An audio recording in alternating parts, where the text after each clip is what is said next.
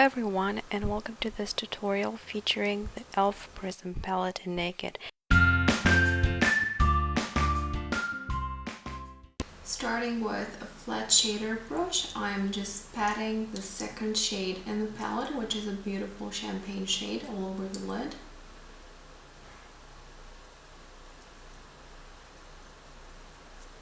This shade has actually really nice pigmentation, so you don't need a lot of it.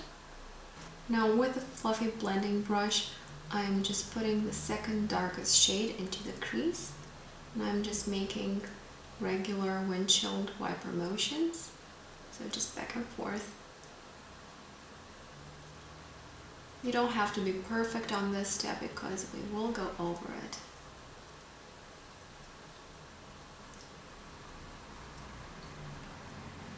So this builds up some nice warmth in the crease. I'll just add a little bit more.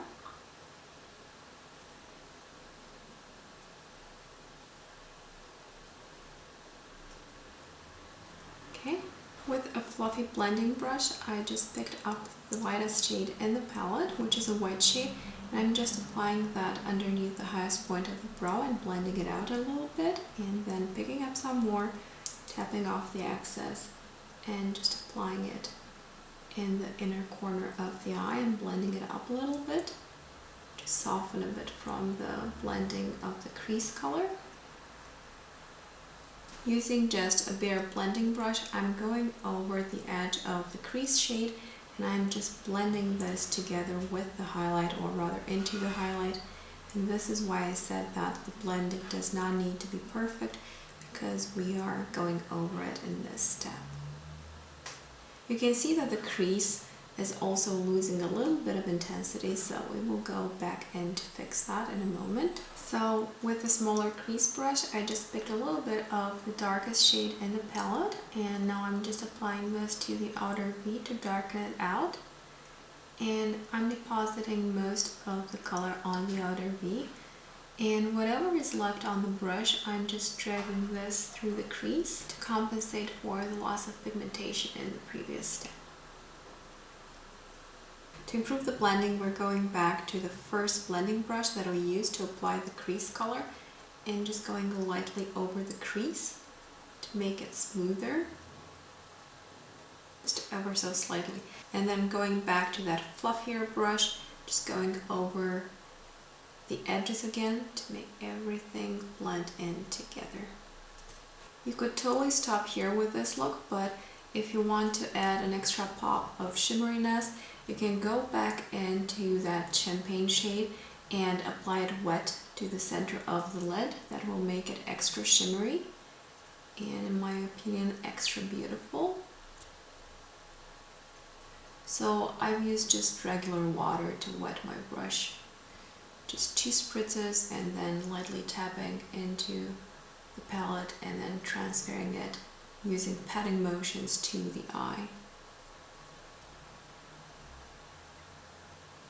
Now once you've applied this to the eyelid, you want to be careful not to blink too much as long as this one is still wet, because it will actually transfer to the crease area, and that's not that pretty.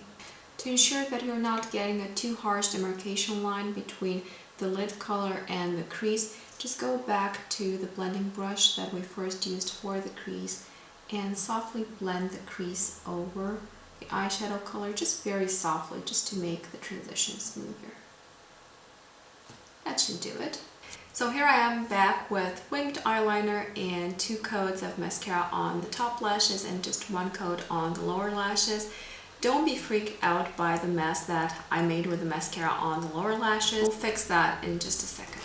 So I'm going to this really small detailer brush. This is a teeny tiny brush, and I am dipping it into the lightest shade of the palette, which is that white. And I'm just applying this as a more concentrated highlight just around the inner corner of the eye. And then with that same tiny brush, I am picking up some of the beautiful champagne shade that we have all over the lid and just smudging that underneath the lower lash line. And as I'm doing that, I'm also dragging along the smudged mascara So that mascara combines with the eyeshadow and it helps to further define the eye, which is why I choose not to clean it up. And I do smudge it every single time. I guess I'm not very good with applying mascara to the lower lash line. But to be honest, not only does it not bother me that I get those smudges, once I use this technique I find that it gives additional depth to the eyes. So now I'm switching to a blending brush and I'm dipping into the darkest shade in the palette, the one that we used to darken out the outer V. And I'm just smudging this on the outer third of the eye. And since I'm not satisfied with using just this shade because I think it is not dark enough, what I will do is actually bring in a black kohl eyeliner and I will just connect the lower lash line to the wing from the winged eyeliner on the top eyelid. So this is not a big line that I'm drawing on here. It's actually quite small.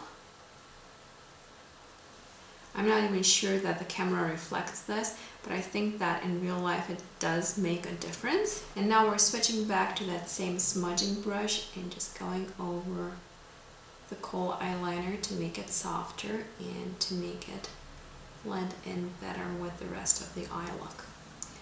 So there, that should do it.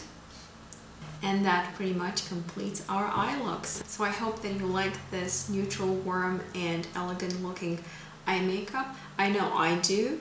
I find this to be a super easy look and it is quite quick. So I hope that you will try this out, and if you do, I would love to see your results. And I would love to hear how it went. If you like this video, please give it a quick thumbs up, leave me a comment, and subscribe if you haven't done so already. It is of course completely free to do so, and it really helps me out when you do that.